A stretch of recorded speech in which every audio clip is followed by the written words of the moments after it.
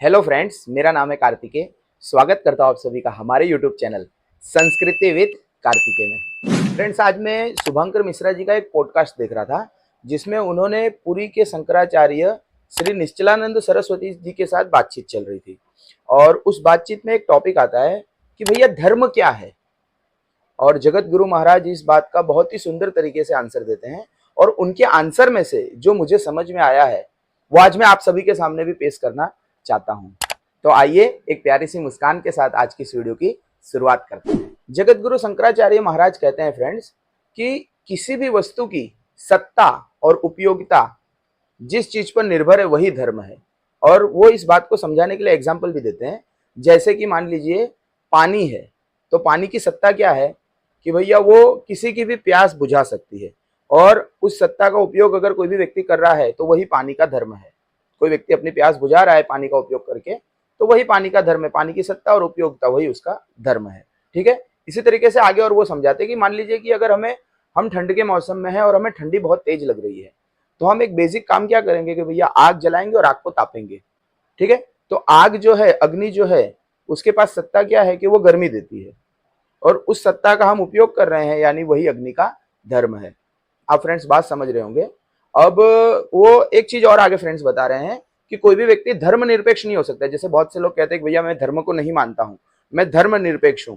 तो ये हो ही नहीं सकता है, क्योंकि जैसे मान लीजिए आंख है हमारी, तो आंख का काम है देखना, वही उसकी सत्ता है और उस सत्ता का हम उपयोग करते हैं, तो वही आंख का धर्म है। अगर वो देखेगी ही नहीं आंख, तो फिर आंख का कोई अस्तित्व ही नहीं है। इसी तरीके से अगर अग्नि जो है वो गर्मी नहीं देगी तो अग्नि का कोई अस्तित्व ही नहीं है, उसकी कोई उपयोगिता ही नहीं है, तो कोई अस्तित्व ही नहीं है। पानी जो है वो प्यास नहीं बुझाएगा, वो ठंडक नहीं देगा, तो उसका कोई उपयोग ही नहीं है। और जब उपयोगी नहीं है तो धर्म ही नहीं है वो कोई। तो जब उपयोगी नहीं है तो उसका अस्तित्व ही नहीं है। इसी तरीके से हम मनुष्य हैं, तो हमारे पास सत्ता है कि हम भगवान का भजन कर सकते हैं।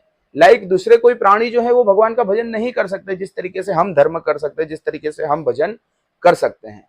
ईश्वर का नाम हम बैठ करके ले सकते हैं 1 घंटा 2 घंटा आधा घंटा। लेकिन इसी जगह पर अगर हम किसी भी प्राणी को लाते हैं, मान लीजिए कि हम हाथी को ही लाते हैं, हम बैल को लाते हैं और उसको बैठा करके बोलेंगे कि भैया चलो पूजा करो, धर्म करो, माला करो, तो वो नहीं कर सकता है, क्योंकि वो सत्ता हमारे पास है और वही हमारी उपयोगिता है। और अगर हम उस सत्ता का उपयोग नहीं करते हैं फ्रेंड्स, तो फिर हमारा कोई अस्तित्व ही नहीं है, हम मनुष्य ही नहीं है ना।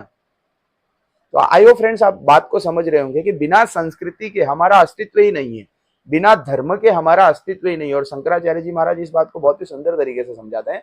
और फ्रेंड्स मैं पॉडकास्ट देख रहा था और मुझे लगा कि इस टॉपिक पे अपने साथ भी बातचीत आप लोगों के साथ करनी चाहिए, तो मैं ये वीडियो लेकर के आया हूँ। आई होप आप लोग फ्रेंड्स समझ रहे होंगे। मैं बार बार समझा रहा हूँ कि हमारी सत्ता जो है उसी का उपयोग हम कर रहे हैं और वही धर्म है।